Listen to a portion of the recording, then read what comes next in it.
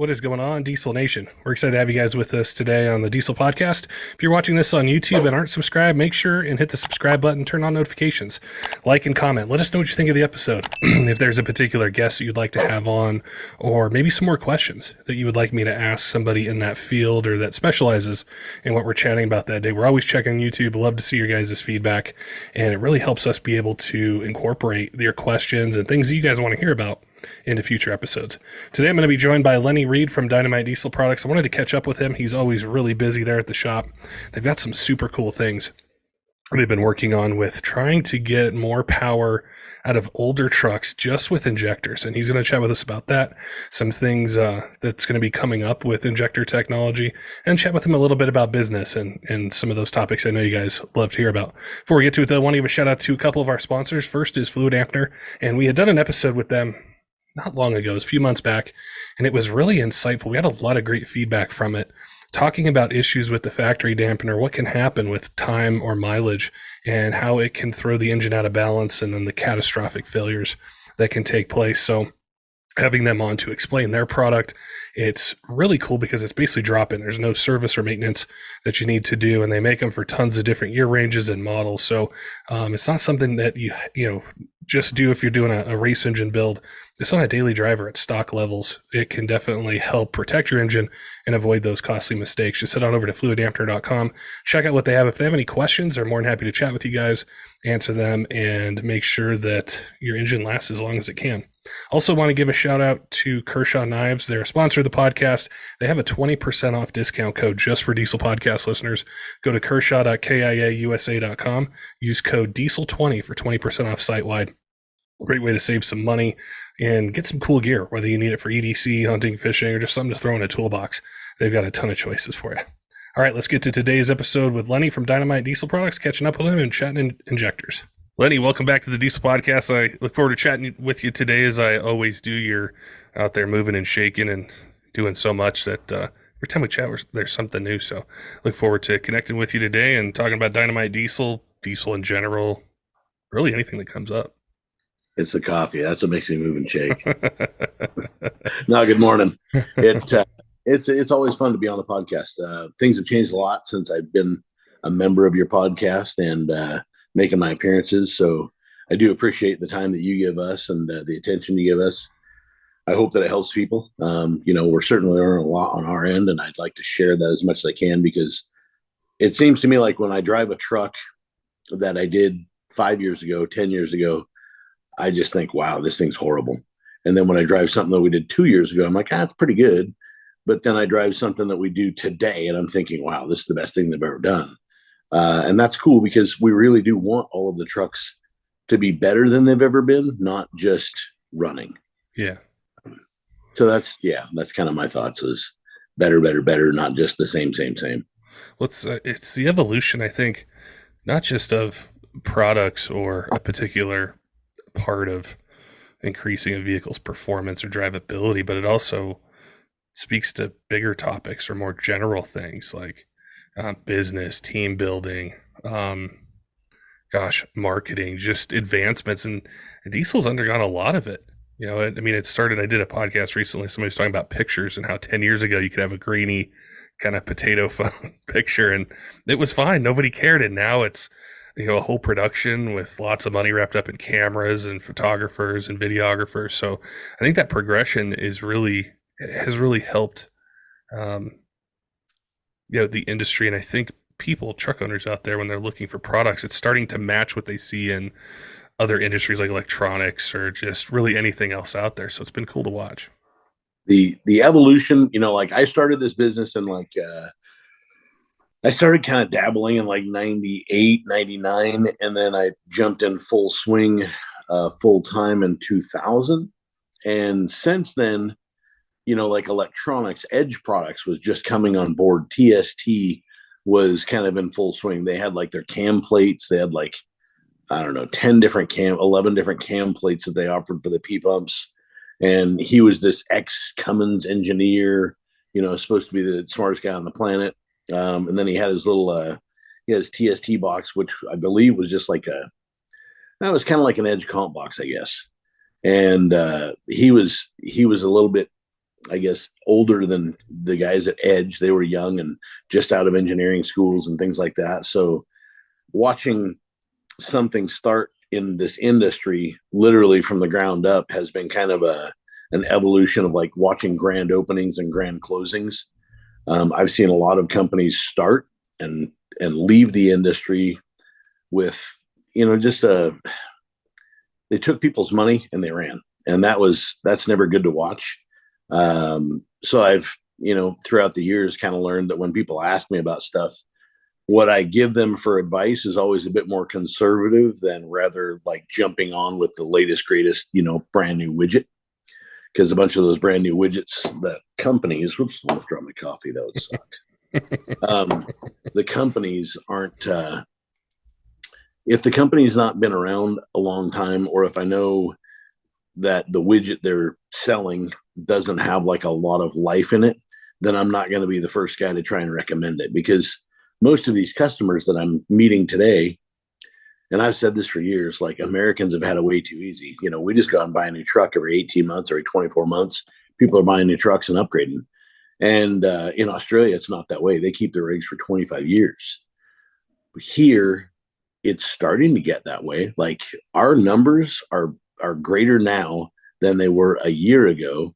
And it's because they can't buy brand new trucks. And if they could buy it, if they ordered a truck and they've got one coming and it shows up, the sticker on the truck is next to $100,000. And that, when you get into a 6-digit pickup truck and you're thinking, like, let's just say you've got a really, really good job. You're making 75, maybe 100 grand a year, 120 grand a year.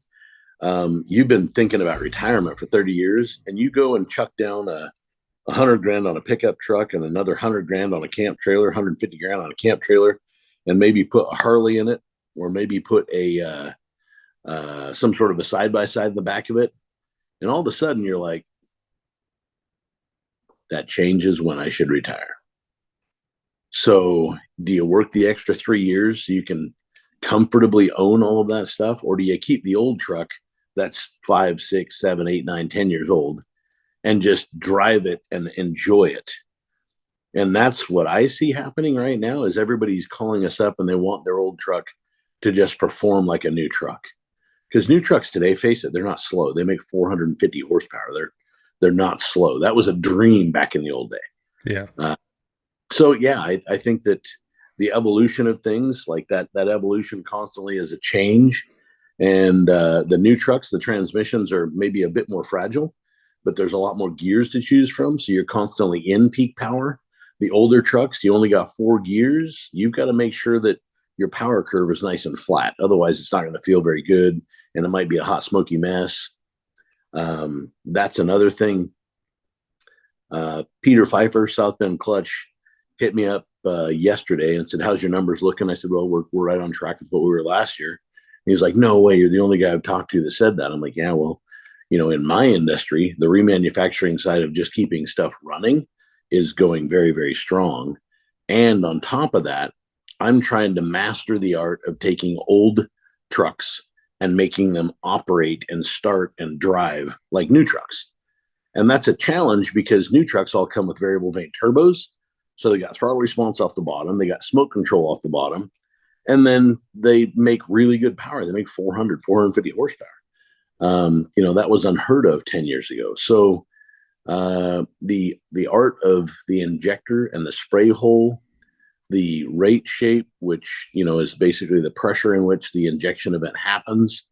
All of those things are stuff that we're learning how to master better and better and better on the daily.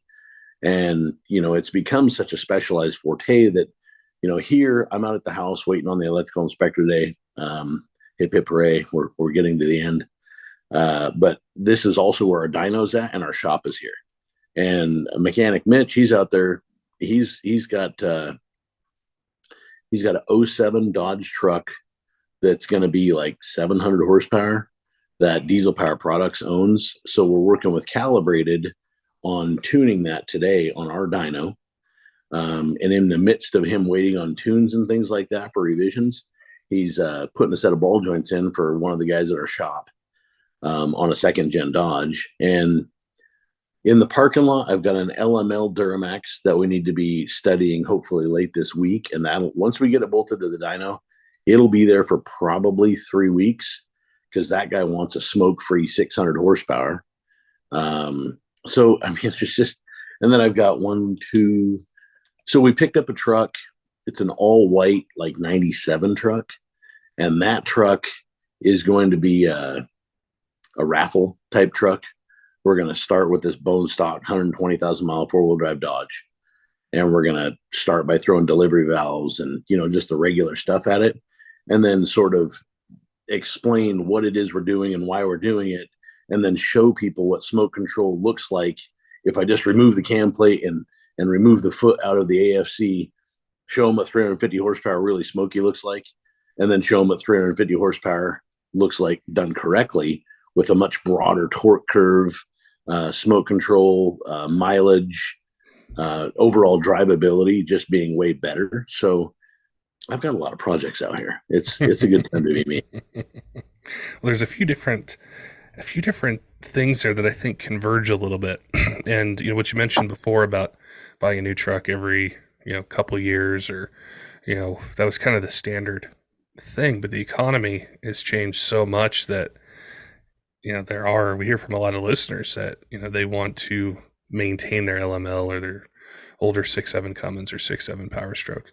So on your side, and I'd say in a larger context with the diesel industry, what is that transition like to be able to stay ahead of the curve a little bit? Because I think it used to be different. It was very easy to get performance out of trucks. There were lots of things that, you could just make a quick sale. Whereas now it's totally different. And I'm really interested in that part, because what you'd mentioned with taking an older truck and making it drive or feel like a newer one is really crucial, because you're right, trucks are, over $100,000 or close to it. And why wouldn't I want to keep the one that I have and invest a little money into it and have maybe even better performance for a lot less money?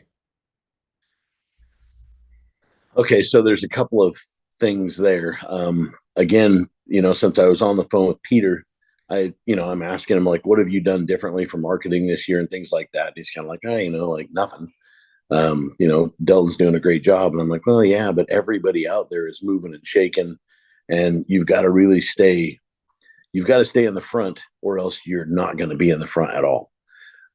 So, I pointed him to our YouTube station, because if I'm trying to explain how to do something with a Dynomite Diesel product, and it might not fit exactly one of the other brands of injectors, but they see that I'm doing something a little bit differently, the next time that they go to buy something, they might buy it from us just because we're doing it a little bit differently.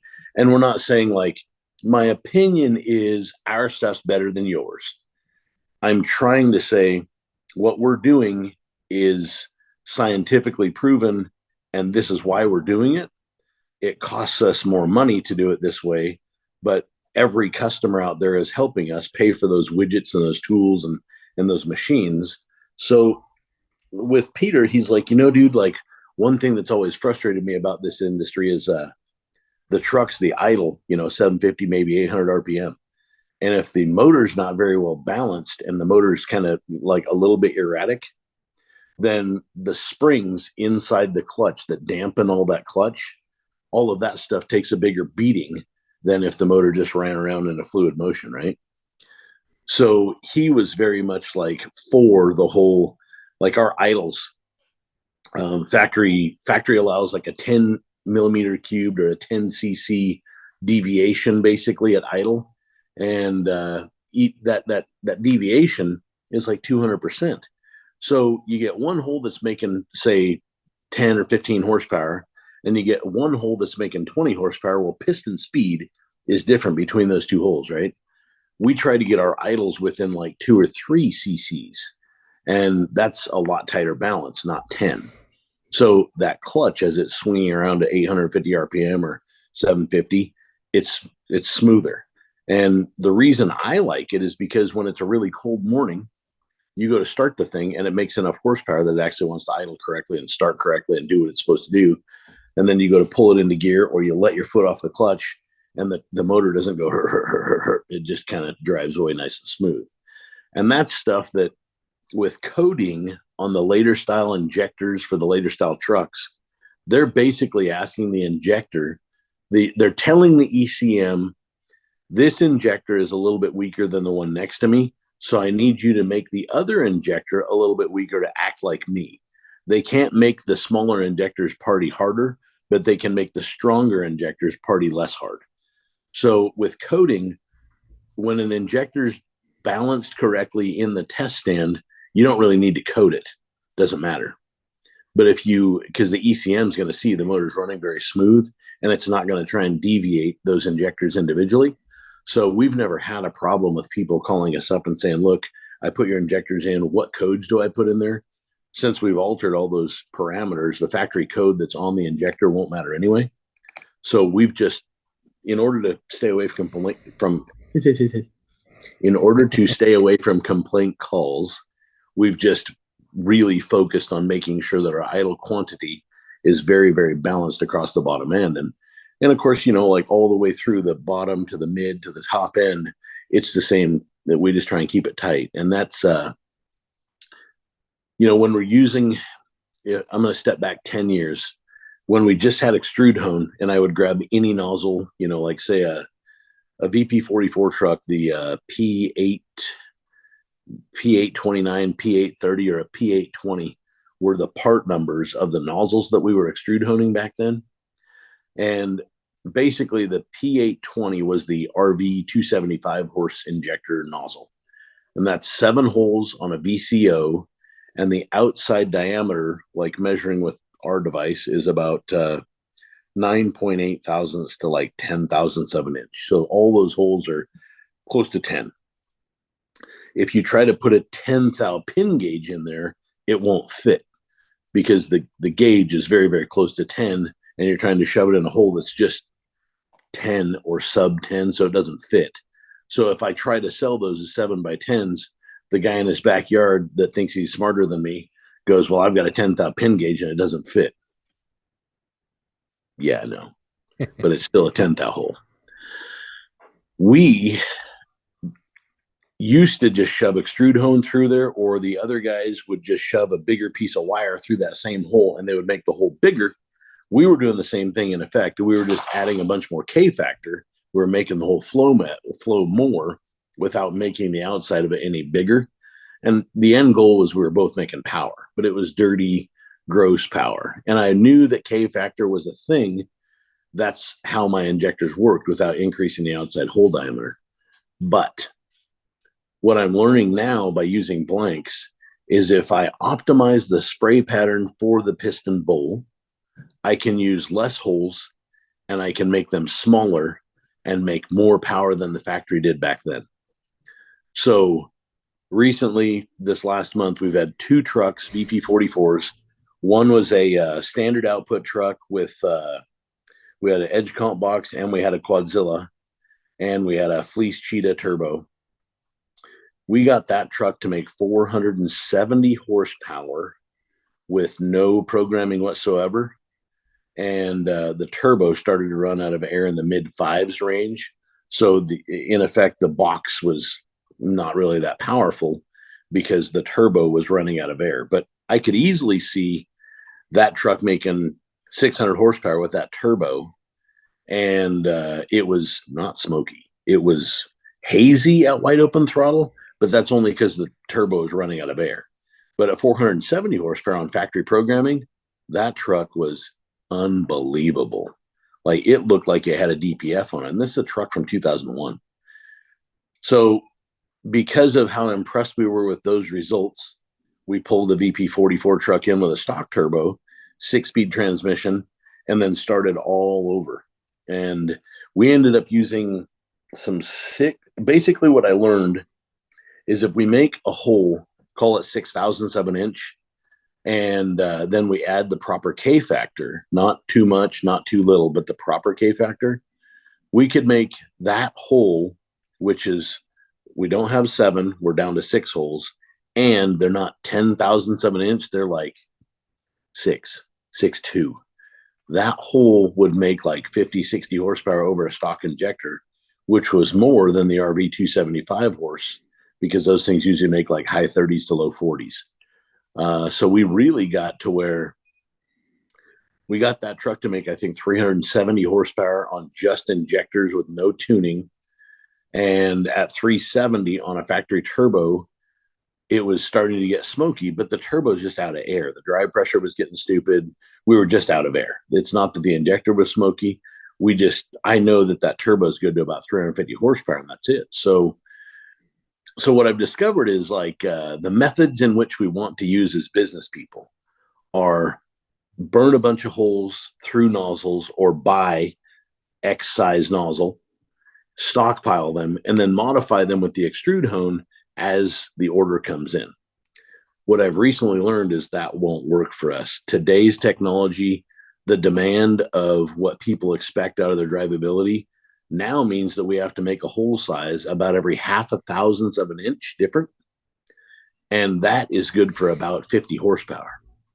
So to the layman, they're all going to look at these things and be like, I'm going to try and shove a pin gauge in there. They're going to struggle because these holes are so bloody small. They're way smaller than 10 thousandths. And there's only 6 of them, but it's a DLC coated needle valve, which makes the speed and the response time of the needle valve very, very quick. They sound a little different because that needle valve is faster and the hole size is just smaller, but what I'm really excited for now is I know how much power we can make with them. And that was easy. Making the power is always the easiest part, but now I'm excited to see what kind of mileage we get out of these things. So learning what I learned on VP44 legitimately has allowed me to rewrite history on a 20 some odd year old motor. And believe it or not, dude, those trucks, they're still outselling those things. We probably sell, I'm going to guess to say that it's between 4 to 10 sets of those injectors a day. It is unreal. Still that many people modifying those things. So I can't say they're bad.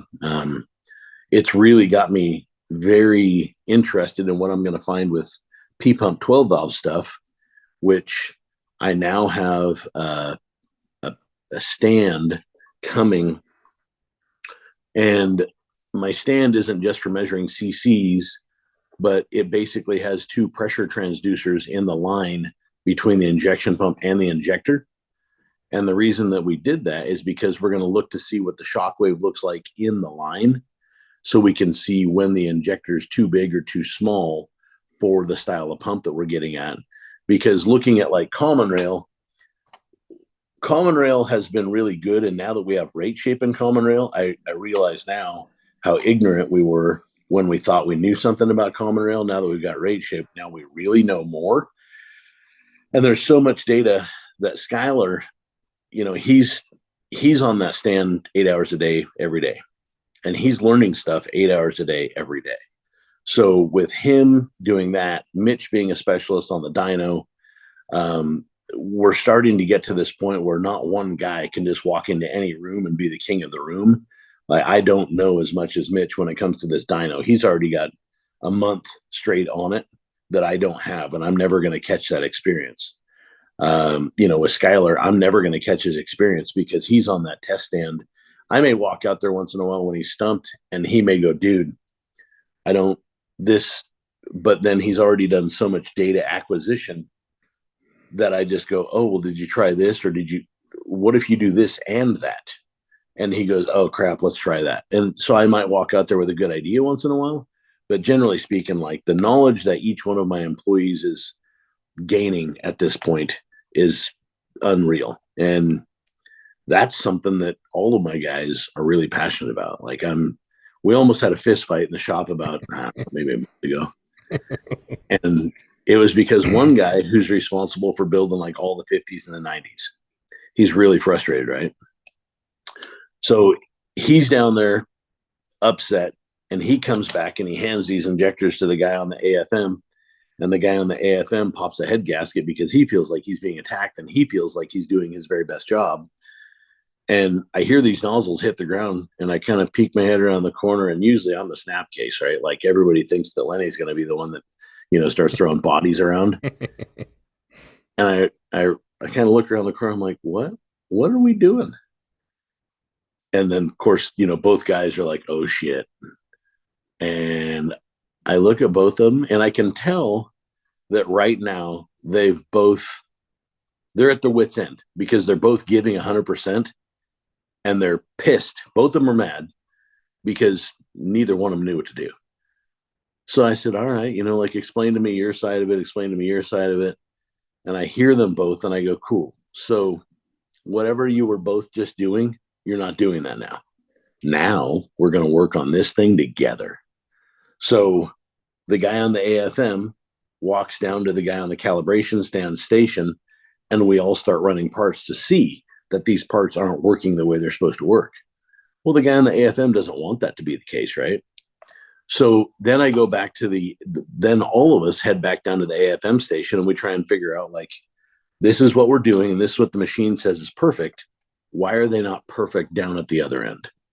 So we discovered that some of the instructions that we were given were not really valid instructions. So we slowed down our process time. We started making a better shaped hole.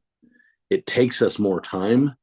But then I discovered why I can still find in the OEMs, those guys have spent big money to make sure that they can get stuff done as fast and as accurate as possible. And our stuff is still a lot more accurate. So there's a reason for that. And I can't really elaborate too much on that, but we discovered what that reason was that day. And then we started really honing in on that, which has slowed down our process even more. But by slowing down in the AFM, so it goes like blank, step 1, we EDM it, step 2, then it goes to the AFM or the extrude hone. And basically the extrude hone gets to process any holes that are over 8.5 thousandths, maybe 9 thousandths of an inch. But all of the holes that are, say, 3 thousandths up to like that 8.5, the AFM gets to process those holes. Now, the AFM is far more accurate because it has an internal flow meter to it. But if you ask the flow meter to read it too correctly, too quickly, it doesn't work at all. It's not very correct at all. It'll show you a line and it shows you that it's perfect, but our old $400 or $500 flow meters catch flaws in that. So we've slowed things down to make sure that we were actually capturing as much perfection as we could. That's really helped out quite a bit. So, having dudes that are passionate, like Adrian, he's really becoming he's becoming a K-factor specialist. And K-factor is just the radius going into the hole. And those spray holes, knowing what angle to do and knowing what piston, I can tell you one thing, factories aren't too far off. Look, if a factory has calibrated something to require 124 degree spray pattern, a 126 doesn't work worth a crap. They work okay, but they don't run that good.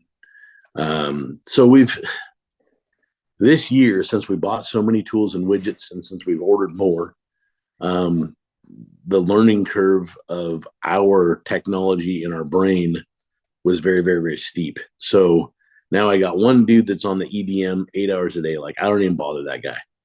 If I need something, then I'll work with him now and make sure that he can capture my knowledge very, very quick and catch me. But I don't just walk over and take it from him anymore. Before, I'd just be like, hey, you're over there, I got some stuff to do. And then I would figure it out.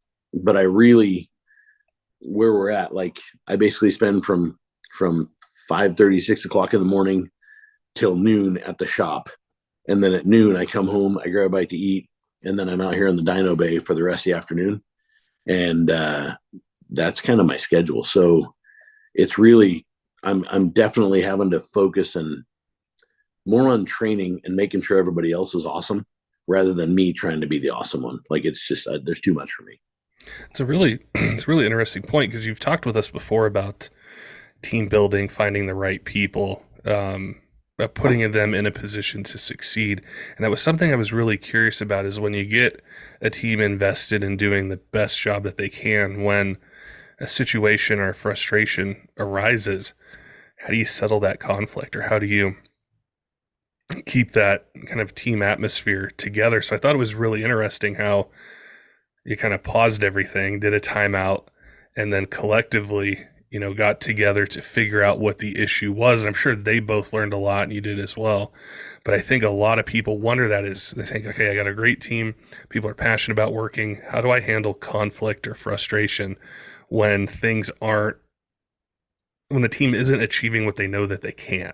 And it's like, I think they probably take it personal a little bit because they're so invested, emotionally and with their time and their knowledge that they've invested. The, shop owners I deal with a lot of shop owners around America, right?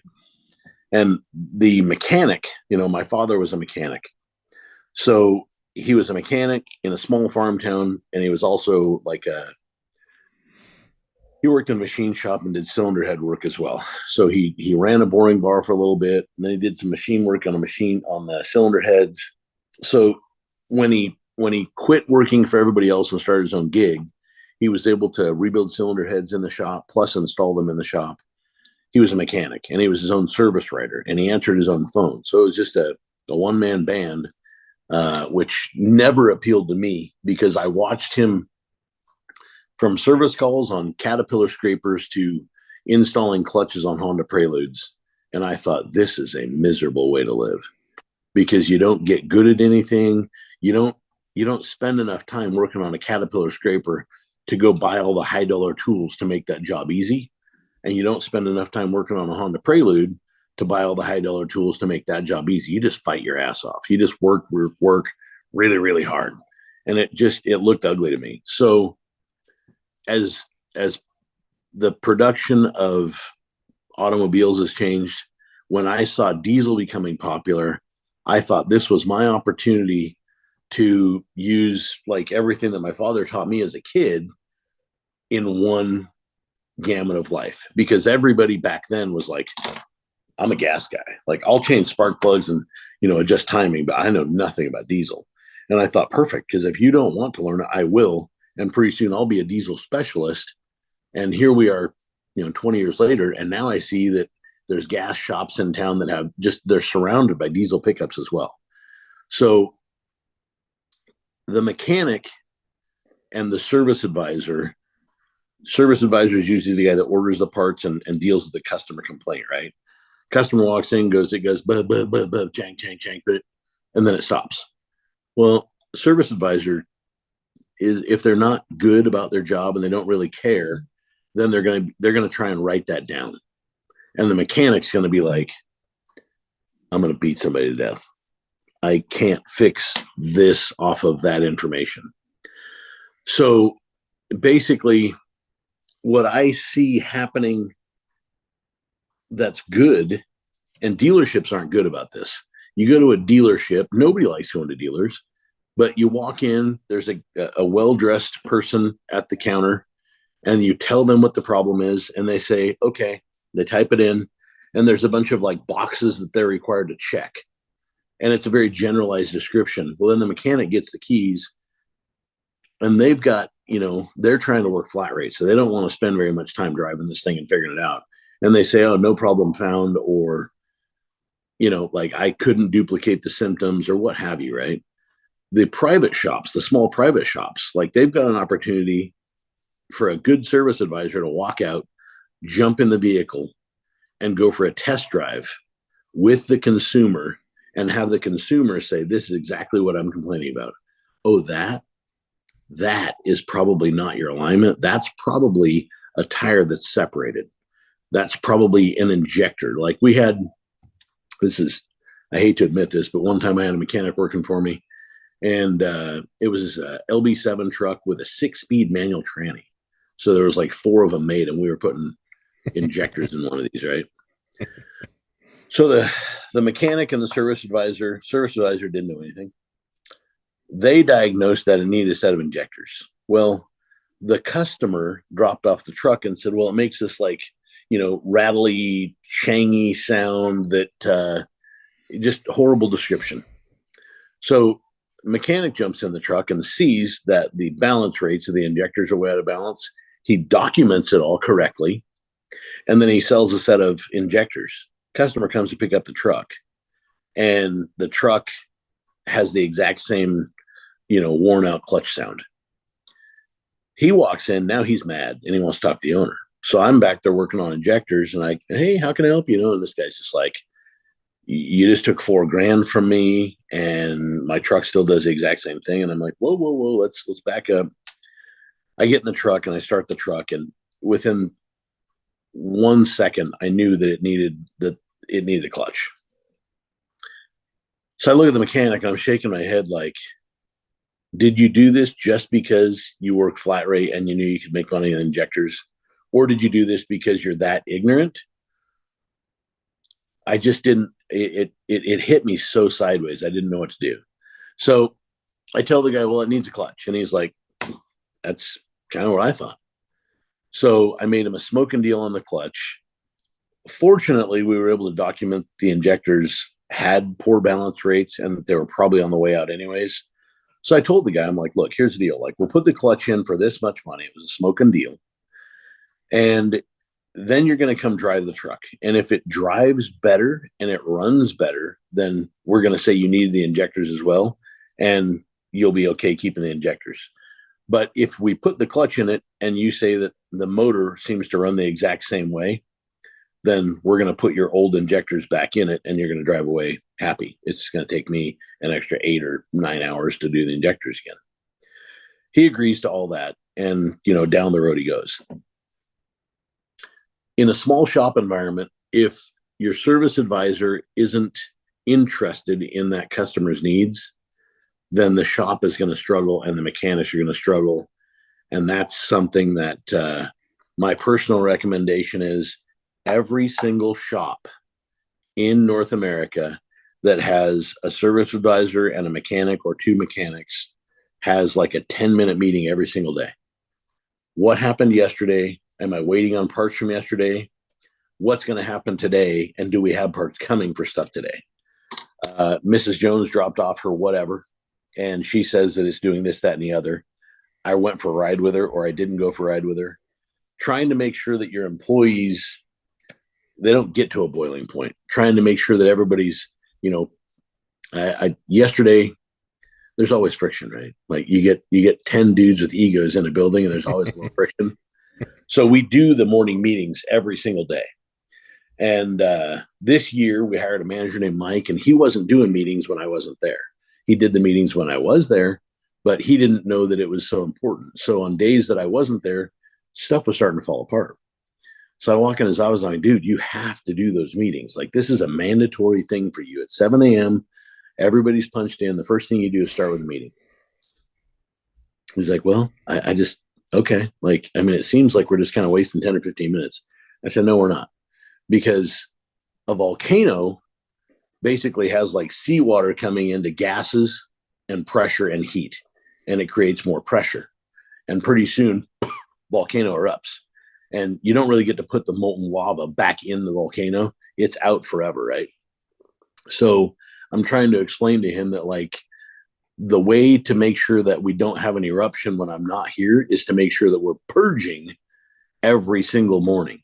So if there is a complaint from a mechanic to a service advisor or a service advisor to a mechanic, it doesn't get to the point where somebody's being assaulted hostilely verbally. It just gets to the point where, hey, man, like, I'm frustrated because I don't know what the hell I'm supposed to do with the service right.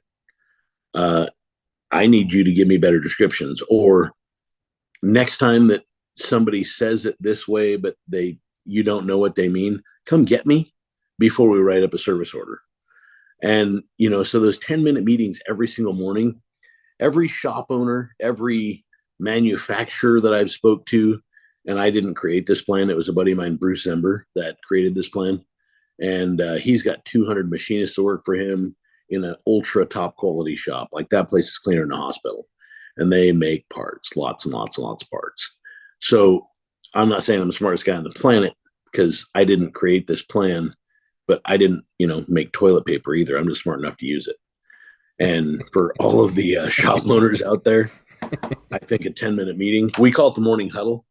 That is probably, that's something that I can give you for free advice that'll make you thousands of dollars. Something else really important. I made a connection when you were telling me the story about how you don't get involved with some of the stations and what some of the guys are doing and the experience that they have and how you could never catch them. And I was thinking about how much diesel has changed and the trends, whether it's with emissions on or it's taking what you've learned with that and applying it towards a 20-year-old truck.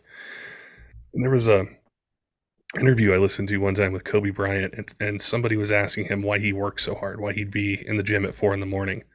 And he said that if he would go like right after the season ended, most guys would go and take vacation, whether it was a month or 2 weeks. And the next day he would go back into the gym. And he said, when I do that for one summer, I'm 3 months ahead. Well, I do that for a year. I do that for 5 years. I do it for, 7, 8 years. I am so far ahead of them that if they even wanted to do it, they could never catch me. They could never catch the experience and the advancement and the things, that he was working on. And so that what you were telling me reminded me of that, because I think as this transition happens and people are demanding more from their trucks, their older trucks, their, the industry's growing and evolving, is I think the time that people spend now with whatever part they may make, whatever they may do with that kind of training and that experience, it's going to be really hard if you don't get on the train, so to speak, to catch them really ever.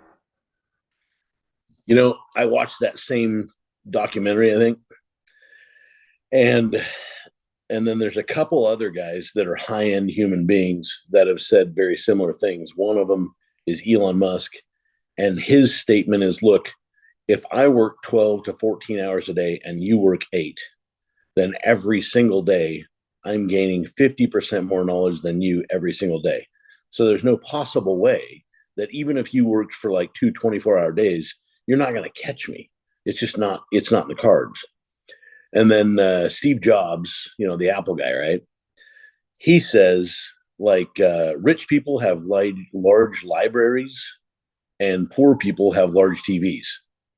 So I just built a library here in my house, which is empty, but it's really big. So that sucker back there. But then hanging behind me is a 75-inch TV. So I'm just kind of going to be in the middle. And Steve Jobs didn't understand this. Like, YouTube has changed the game.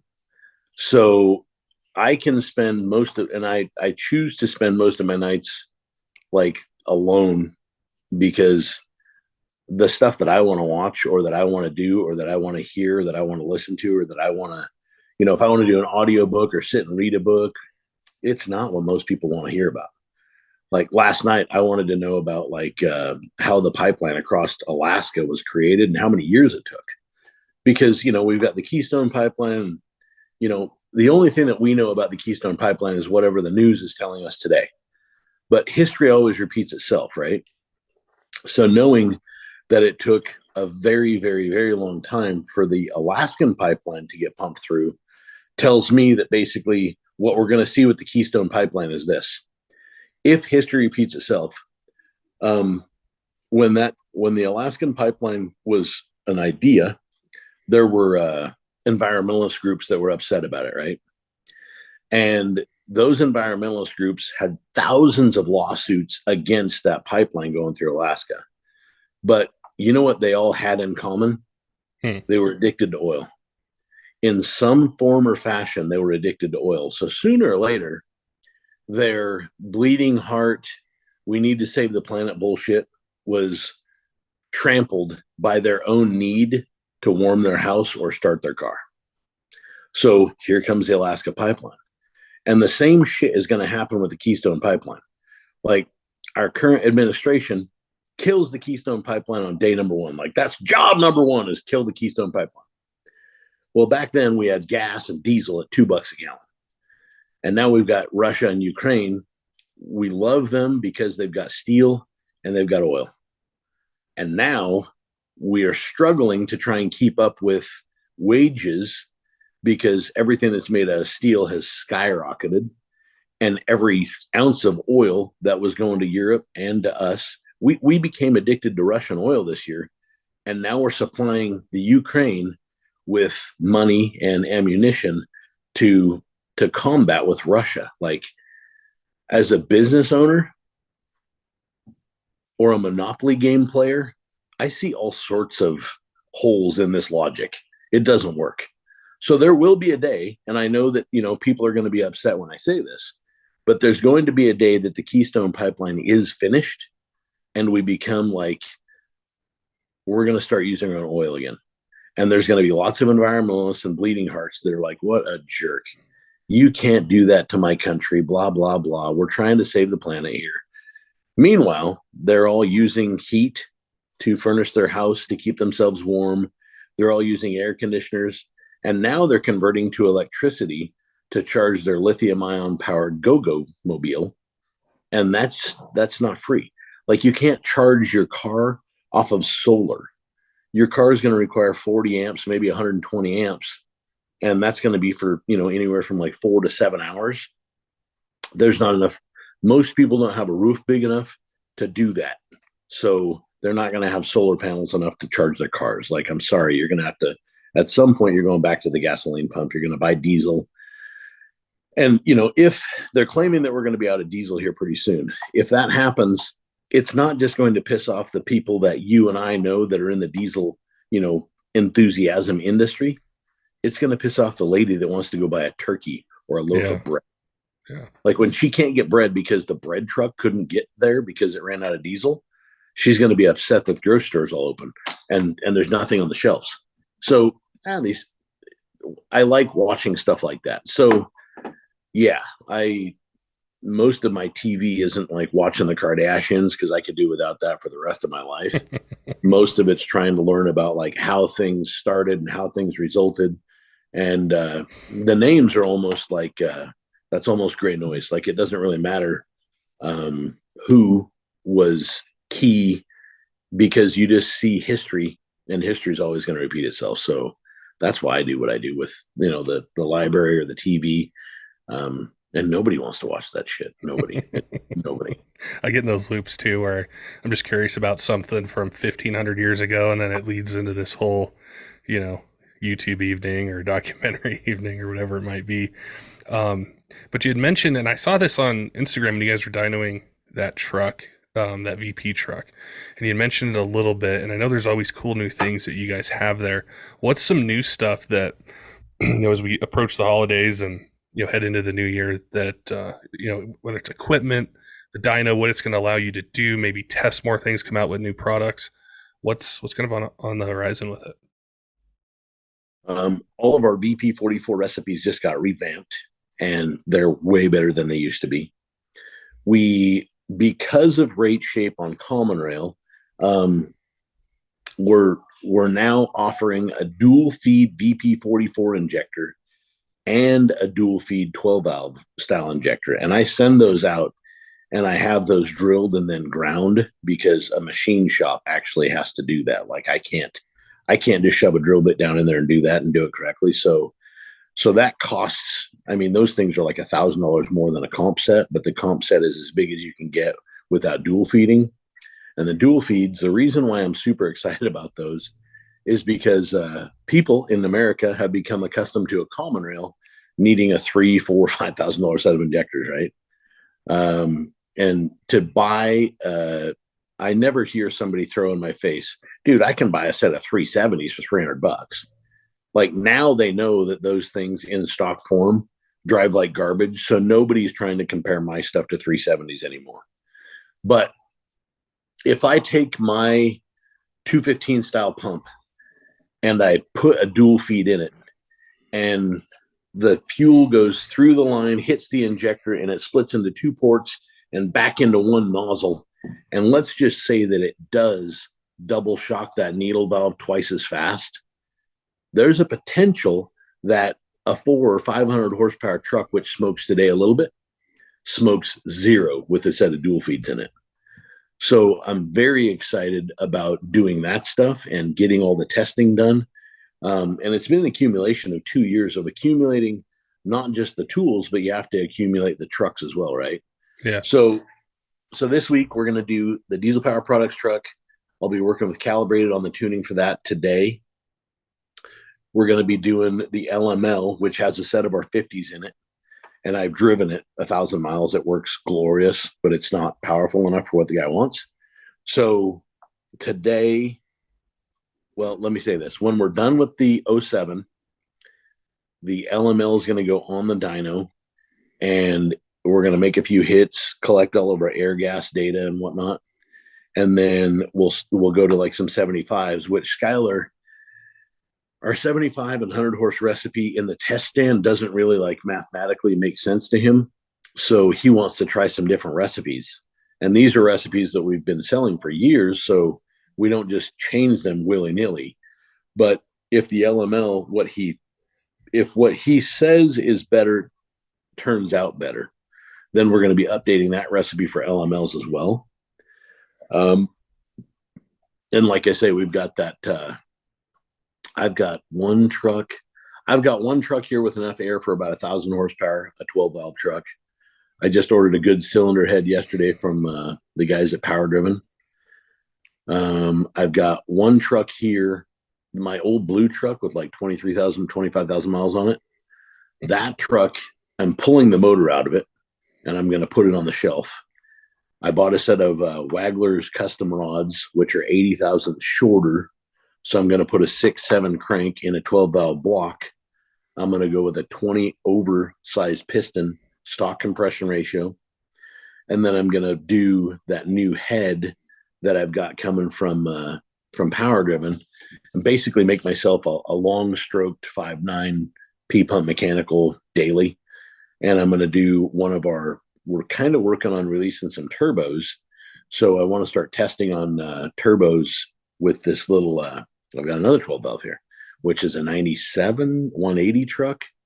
And that turbo, this is going to be kind of a basic build, like delivery valves, injectors, governor springs, stuff that you don't have to remove the pump for. And we're going to see how good we can get it to run compared to how good we can get like a fully benched pump to run. So, and I've also got, this is so cool. In 12 valve land, there's this, your plunger, there's a flat top 12 millimeter diameter plunger that comes in the 160, 175, 180 horse pumps. And you can get them to pump about 450 cc's.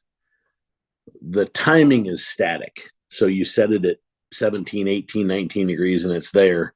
No matter what engine RPM you bring it up to, it's always there.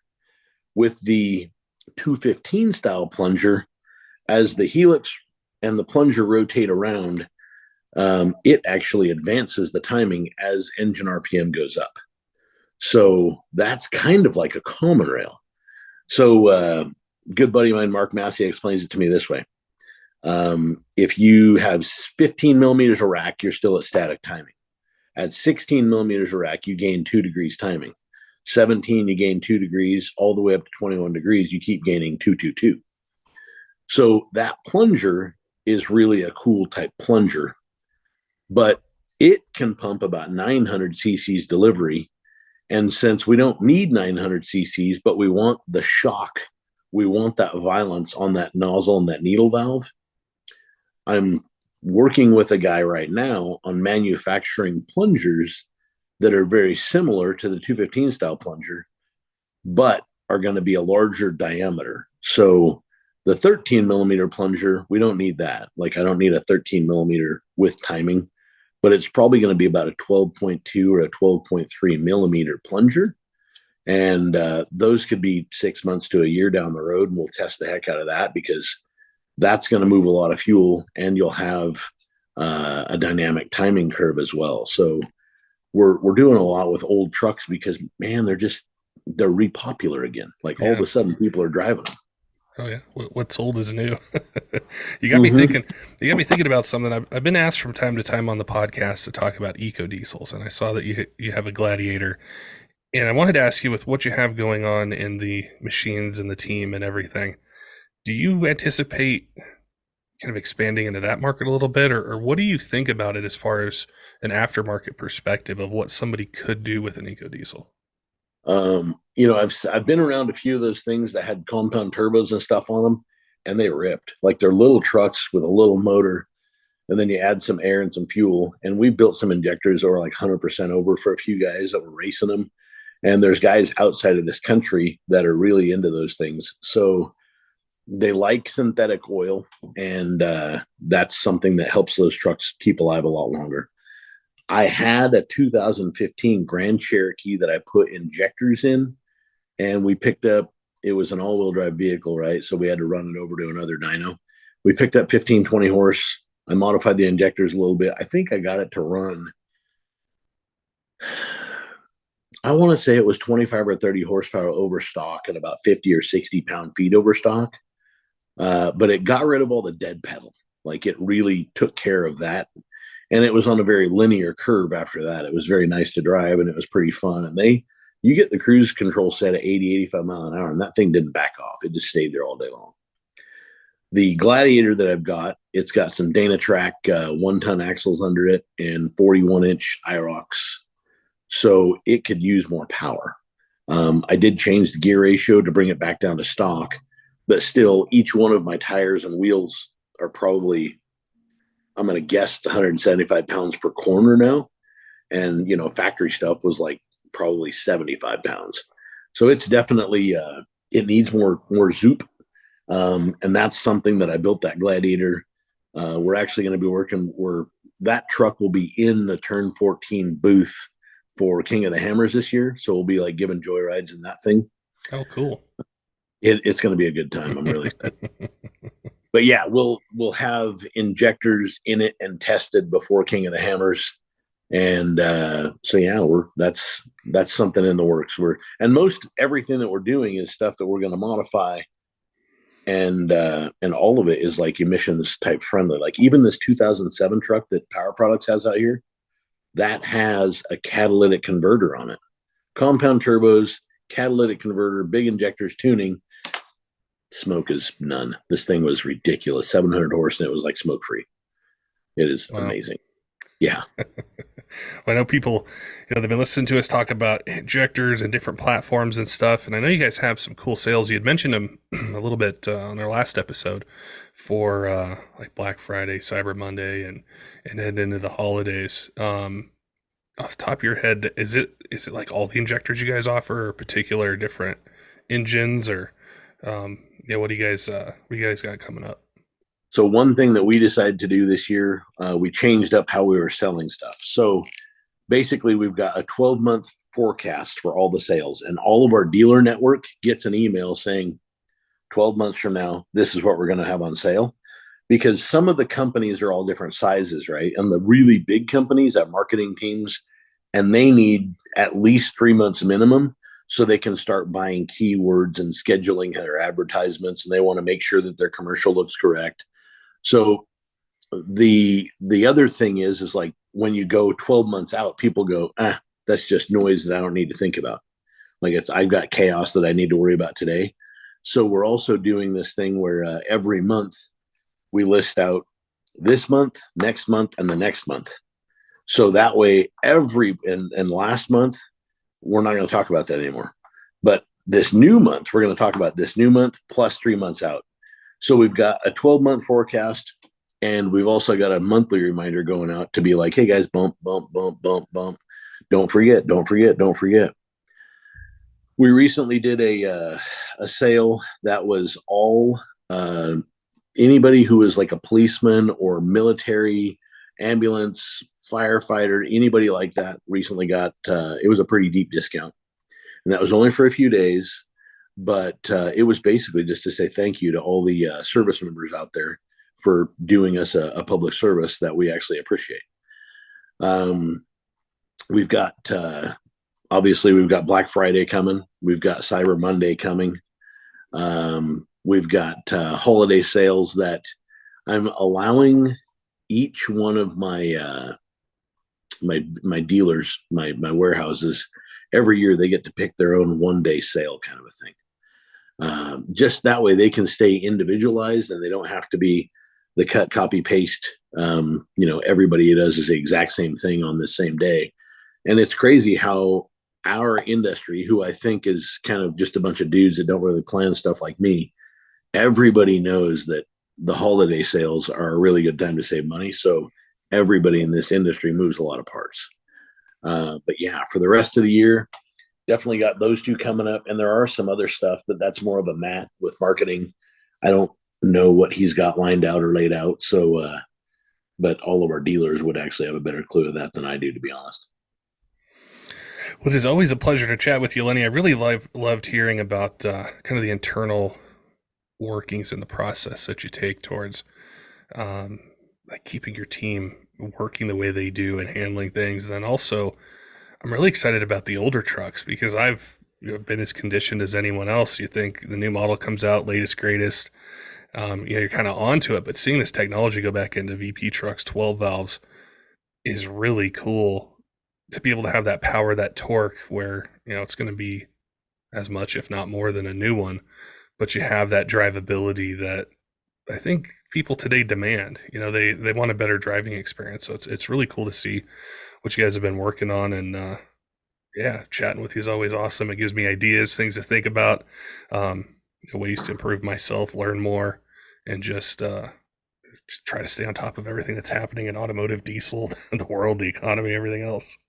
Yeah, there's a lot of moving pieces right now. That technology is amazing because we always know something about everything. Yeah. But we probably don't know that much about anything really. Like we're just dabbling in like whether it's socioeconomic or just money, or we don't know that much. Like the people that really know it are keeping it as a secret because they don't want us to know it. So yeah. I'm just gonna be really good at injectors, and right now injectors, it almost feels like I'm a kid because I get excited to do things like this podcast. I get excited to walk out and see how Mitch is doing on this ball joint truck, and it's just ball joints. But the moment he's done with those ball joints, then we can upload the new files from Calibrated and we can try their stuff, because once Calibrated understands how to tune our stuff and I can show them videos and data logs, then they can start selling tunes for all of our products. So I'm excited to see this thing leave with 700 horsepower that's like smoke free, with a catalytic converter on it, because it's an 0759. Came with a cat. This is an EO tested cat. It's an aftermarket cat. Like it's got BD's compounds on it, Hamilton cam. I mean, it's a well put together truck, and I'm just very excited to be a part of this and know that the file, like when I drive it, I'm anal about any sort of rattling and pinging and stupid stuff that is happening. I hate all that. So I'm going to make sure that I do as much butt kissing as I can to the tuner to be really nice, but then send him videos and be like, you hear that rattle? You hear that rattle? Like, I'm going to make a data log where it's only where the engine is rattling. You tell me how many cubed it's pumping right there, and let's increase that by 10%. And then at that point, let's see what happens to the rattle. Is it timing? Is it fuel? Whatever it is, but it's really good. Like the guys at Levon Miller and his guys at Firepunk, they've got a Booby Payne. He's a customer. 2 12-millimeter pumps, a big set of injectors, and this is a hot truck. It's got like a 106-millimeter atmosphere charger on it, blowing into like I think it was like a 76 or something. And those guys, they're used to tuning like extra G stuff and then SNS stuff, and they hated tuning ours because we do something totally different, and I want that stuff in there as fast and as hard as possible. So they tried it. They sent the injectors in. We documented they were fine. We sent them back, said, here's a complete flow sheet, like just like you'd have to have for a Bosch ECU. Correct. You build your own tune. So they built their own file, and it starts and runs. And then it makes 2,000 and some odd horsepower on a fairly conservative tune with way too much drive pressure. Needs more wastegate. So it's very exciting. Like there's so many. The racing scene is picking back up. Now we've got the NHRDA is firing back up for this season. Yeah, we've got ODSS. I mean, COVID's over, and now people are just back to getting regular flus and things like that. People are back to wanting to do stuff. So I just love where we're at. It's fantastic. Well, I love hearing about it, and that's why these podcasts, I always enjoy chatting with you and getting some insights. And I will I definitely keep my eye out for some sales. I know some people interested or needing, they really need some injectors. So it's always helpful to, just tell them, hey, go on YouTube, go to the Diesel podcast, listen to what I chat about with Lenny. So it was fantastic to chat with you today, and look forward to connecting here in the not so distant future. Appreciate you. And what I'm going to do is I'm going to text message with Matt. I'll find out what the sales are and when they are this year, and I'll send that in a text to you. That way you can share that information for me, and hopefully we can get more people buying our stuff. That will do. Nah, dude. Thanks. Have a good day. Don't forget, diesel fans, make sure and head on over to fluidampner.com. Check out their products they have for your diesel truck, whether it's stock, got a tune on it, mild upgrades, or it's a full-on race truck. It's definitely worth the investment to make sure your engine stays in balance, get rid of some harmonics that can cause really catastrophic failures. We appreciate their support of the Diesel podcast and also the episode they did with us, chatting with us about the technical specifications of a fluid dampener, and then also answering questions you guys had. So I had gotten some questions from our Discord and YouTube, other places we've been asked about how to protect your engine, and we appreciate them answering that. Also, if you're in the market for a knife, definitely head on over to kershaw.kiausa.com. Use code DIESEL20 for 20% off site-wide. They got products to meet any budget, any use. If you're a knife enthusiast and are really into different blade steels and handle materials, opening mechanisms, or you just need something to toss in a toolbox or in your glove box, they've definitely got something for you. Want to also give a shout out to some of our Patreon supporters, Tyler Loewen at 23 Diesel, Kaleb, all of our other Patreons, all of you who subscribe on YouTube and podcast apps, those of you on our Discord asking tons of questions about trucks and builds and ways to winterize your vehicle, or just make it run the best that it can. We appreciate all the feedback that you guys give us, and we want to make sure you guys know that this is your podcast, and that's why we try to be so accessible with ways to suggest episodes, ask us questions, or be on a podcast yourself. We do this podcast for you guys and wanted to thank you for your support. Until next time, keep the shiny side up.